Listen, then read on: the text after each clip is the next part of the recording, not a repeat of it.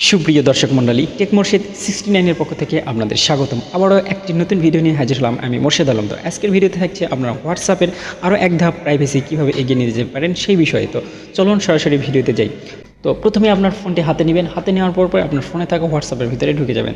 তো হোয়াটসঅ্যাপের ভিতরে যাওয়ার পরে আপনাদের হোয়াটসঅ্যাপ ওপেন হওয়ার পরে আপনারা হোয়াটসঅ্যাপ থেকে এই সেটিংসটি ওপেন করার জন্য আপনারা যে কাজটি করবেন সেটি হলো হোয়াটসঅ্যাপের এই 3 ডট আইকনে ক্লিক করবেন। এরপরে আপনারা এখান থেকে সেটিংসে যাবেন।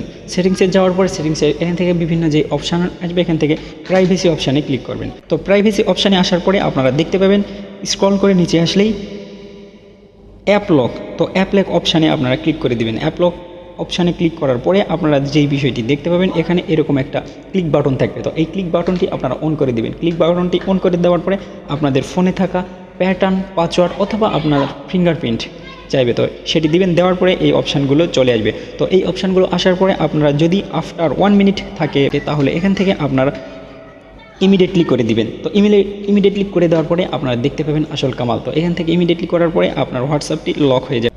এরপর থেকে যদি আপনারা হোয়াটসঅ্যাপে প্রবেশ করেন তাহলে আপনাদের হোয়াটসঅ্যাপ পাসওয়ার্ড অথবা প্যাটার্ন দিয়ে আনলক করতে হবে অথবা। তো এরপরে দেখতে পাবেন আপনার হোয়াটসঅ্যাপে লগ ইন করার সময় বা হোয়াটসঅ্যাপে প্রবেশ করার সময় আপনার ফিঙ্গারপ্রিন্ট চাইবে অথবা পাসওয়ার্ড বা প্যাটার্ন চাইতে পারে। তো এভাবে আপনারা আপনাদের হোয়াটসঅ্যাপের বিভিন্ন ব্যক্তিগত তথ্য সংরক্ষণ করতে পারেন। তো ভিডিওটি ভালো লেগে থাকলে আমাদের চ্যানেলটি সাবস্ক্রাইব করে দিবেন। যদি এই ভিডিওটি আপনার সামান্য উপকার হয়ে থাকে তাহলে আমাদের এই ভিডিওটি লাইক, কমেন্ট, শেয়ার করে আমাদেরকে সহযোগিতা করবেন। ধন্যবাদ। আবার দেখা হবে নতুন কোনো ভিডিওতে। পুরো ভিডিও জুড়ে ছিলাম আমি মোর্শেদ আলম আপনাদের সাথে। খোদা হাফেজ।